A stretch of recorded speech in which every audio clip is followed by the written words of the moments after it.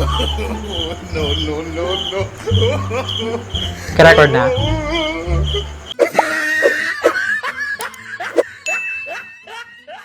What is up mga abyan? I'm Gio from Spray and Pray Gaming, and today we're going to have 5 tips before buying a gaming or editing PC.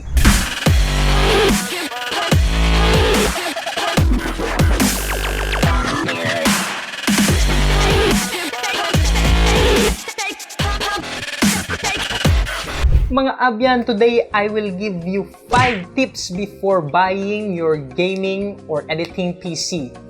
So if ikaw Ilonggo o kung makaintindi sang Ilonggo, nga luyag mag-ubra sang iya nga kaugalingon nga gaming rig or sang editing PC, para gid ni sa imo.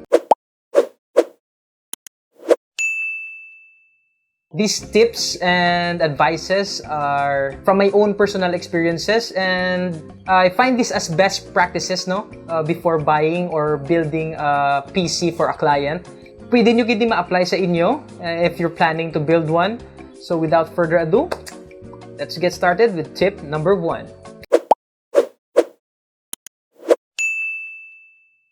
Tip number 1.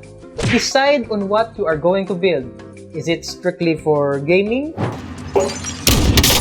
Down. Or is it strictly for editing? Or a little bit of both? Down. Although what works on gaming will eventually work on editing, but there are some factors that we need to consider, no? So there's performance, there's rendering, there's color correction of photos and videos, there's high frame rate and high performance games. So we need to consider that. The best example is the monitors. Okay? So in photo and video editing, the monitors we need to use are those who have Adobe RGB. So dapat ang color accuracy sa monitors for video editing and photo editing, nami siya, accurate colors. While on the gaming side, we need a monitor that is high frame rates. So this can be 75 Hz, 144 Hz, 120 Hz, 240 Hz.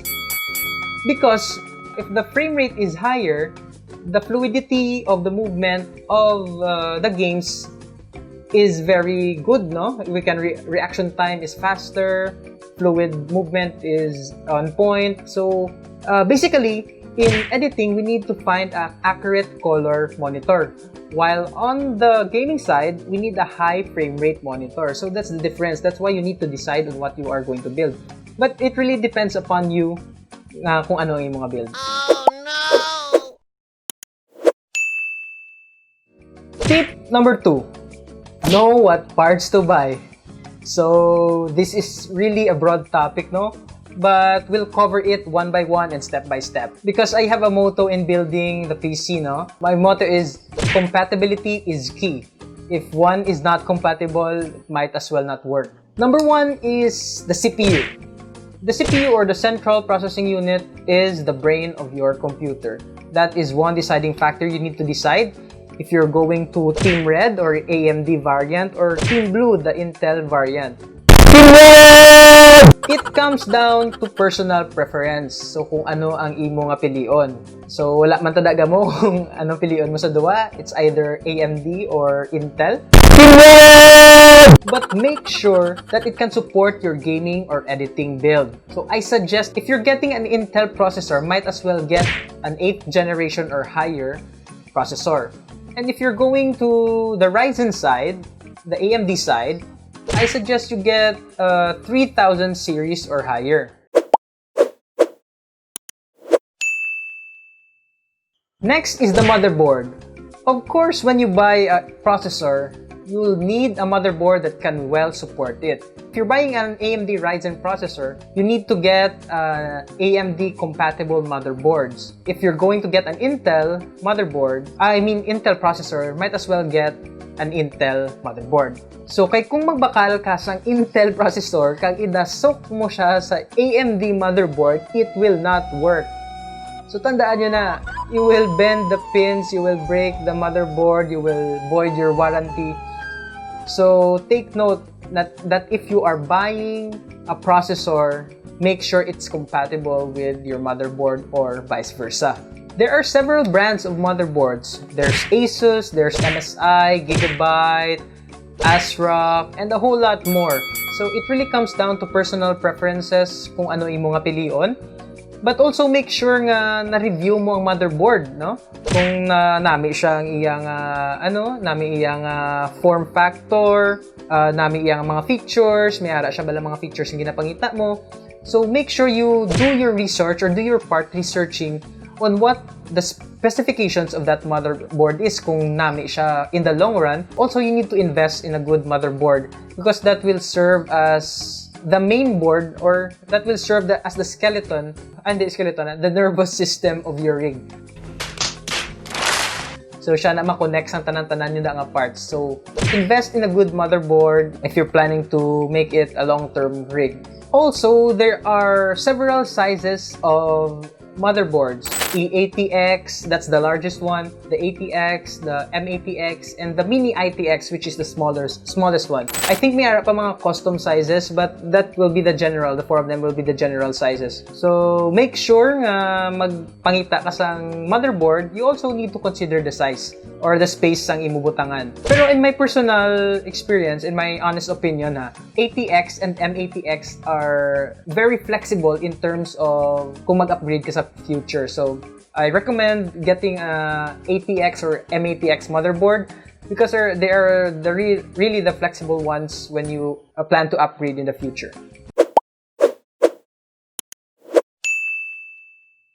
Next is our random access memory, or as we call RAM. If you do not know what RAMs are, they are the ones that gives application a place to store and access data in a short-term basis for us to access it quickly. This is important in our gaming and editing PC because the RAM stores gaming and editing information, and in that way makes our program run much faster.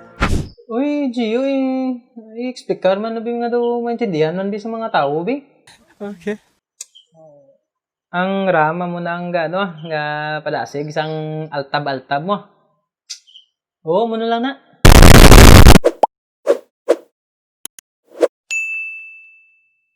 Now, let's go to the graphics card, or some call it video card, graphics card, GPU, whatchamacallit. Basta ako tawag ko na graphics card or video card.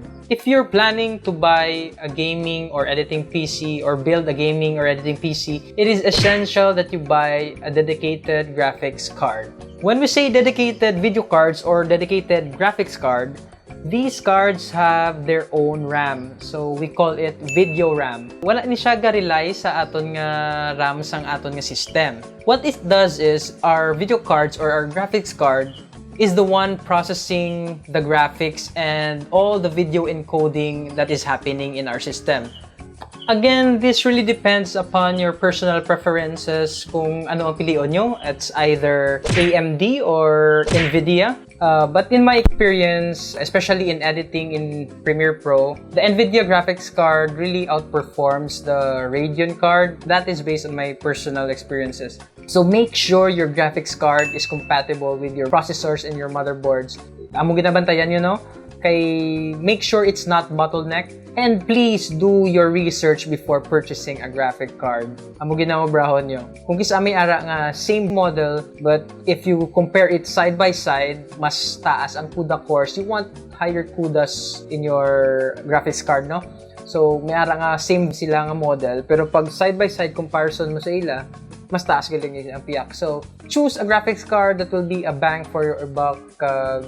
Reliable siya.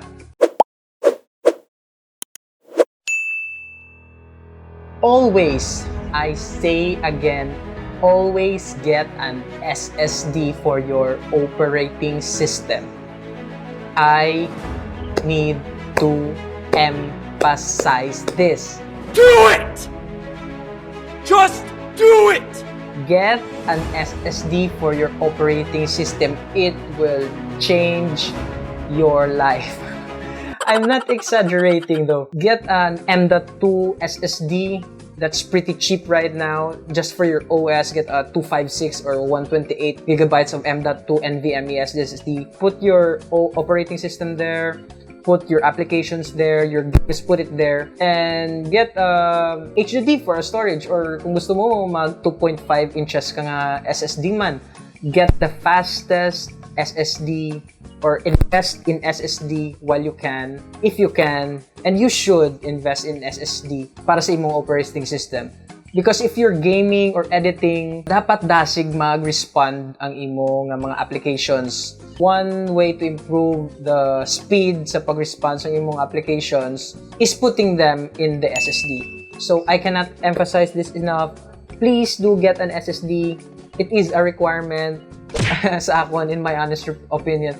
It is a requirement sa gaming PC or editing PC. If you do not have an SSD, Why?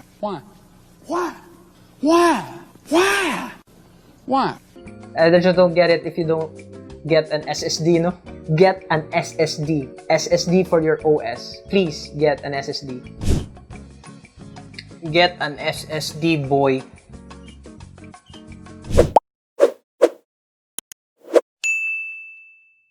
Do not buy cheap power supplies. Okay? Imagine you invest tons of money in your processor, in your motherboard, in your graphics card, in your RAM, in your RGB lighting, blink like that, and you buy a 500 pesos power supply.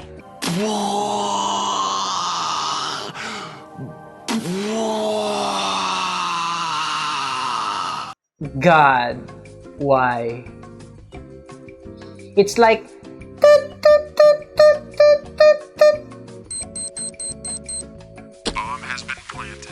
you're literally planting a bomb. Terrorists win. Buy power supplies that are rated 80 plus, may be bronze, silver, gold, or even platinum. Remember, ang power supply mo, amo ni siya ang gahatag power sa bilog mo na part sa computer. Imagine bilog na part sa computer mo, siya naghatag power. And you're going to buy 500 pesos cheapo power supplies? No. Hindi na siya pwede.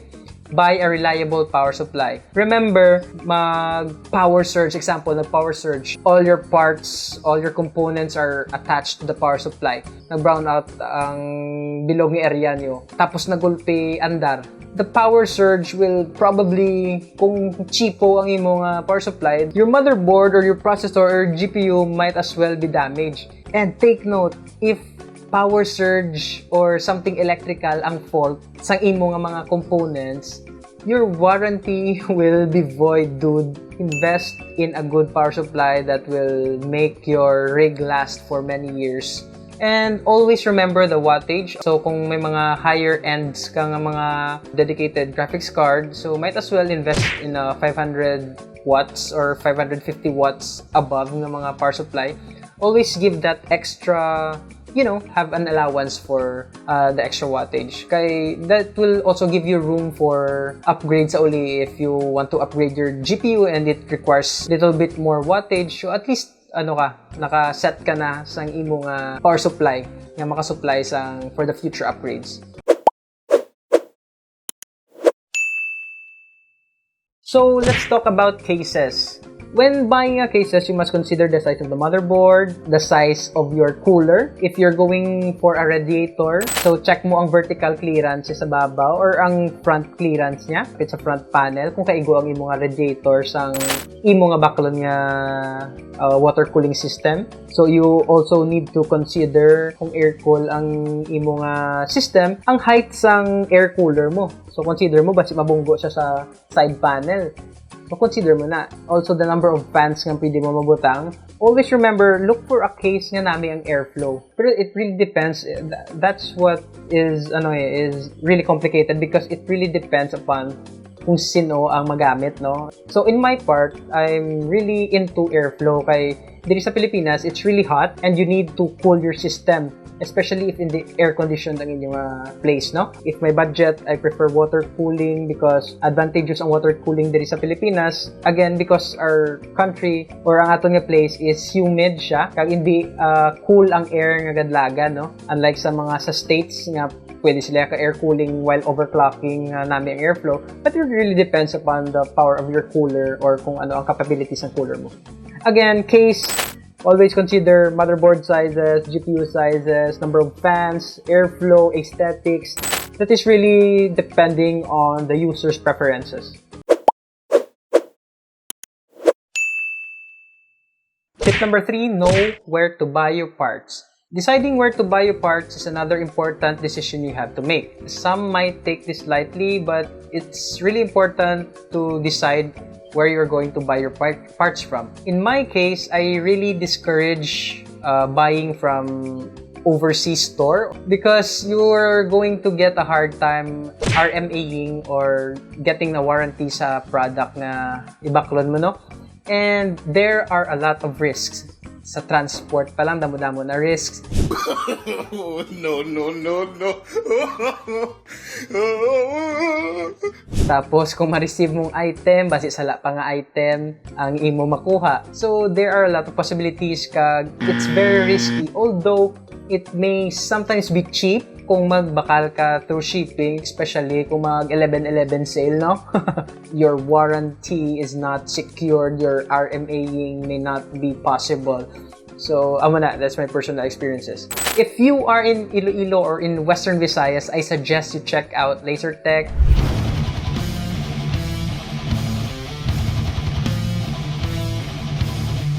I bought most of the parts of my rig from them. Yeah, they have large varieties of computer parts you can choose from. And the availability of computer parts for editing and gaming, you can check them out. They have all the stuff you need. They have one of the best customer service. For instance, I had a problem with my Bixby cooler. They checked it out for free. So yeah, the customer service is superb, as well as the warranty. It's really superb. So you guys can check them out. I'll drop a link of their Facebook page below, so you can check them out. And if LaserTech doesn't provide the parts I'm looking for are not in stock in LaserTech, my go-to store next is the Concept Gaming Hub. They're a credible and decent store too. They have a lot of varieties of gaming and editing peripherals for your rig needs. And they have a Viber page which you can inquire kung mga available ilang products. Kung gusto nyo pa-reserve, pwede ka mo ask for quotation, and that's really nice. So I'll drop the link below man sa ilang Viber page, Viber group chat, and man, they are really responsive. Customer service is 5-star. All hands on deck gidya sa concept when it terms sa customer service. So yeah, you could check them out. I'll put the links sa dalom if you're planning to start your build nga diri sa Iloilo. So check them out, guys. Tip number 4, plan your budget. Building and editing and gaming rig is not cheap. It ain't cheap, bro.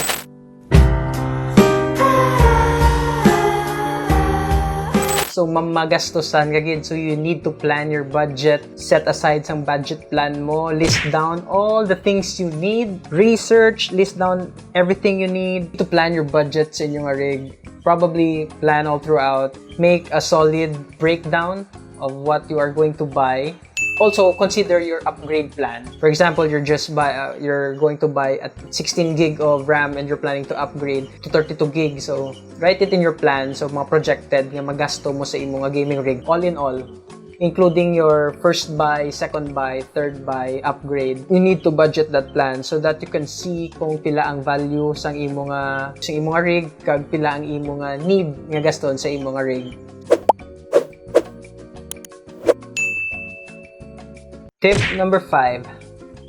Research, and more research. Take time to research, guys. Id-idan nyo kada products. What processor I'm going to buy. Search AMD processors, compare it to Intel processors. So you need to research, guys. Research the compatibility of your GPU to your CPU. What is bottlenecking? What case ang namin for airflow?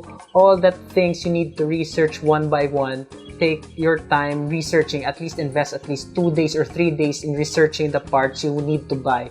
As long as may ara ka data, and eventually select one that fits your budget, your specifications, your compatibility with other components. So compare it, compile what you have found out, research.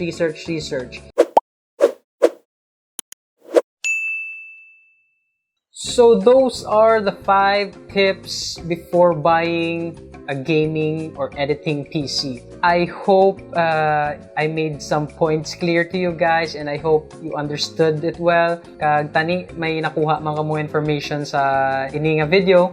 If you have comments and suggestions, please do write one below. If you liked the video and it helped you, please do click like. And sa mga wala pa ka-subscribe, please do subscribe and hit the bell notifications below. Again, this is Gio from Spray and Pray Gaming, and I hope I'll see you on the next video.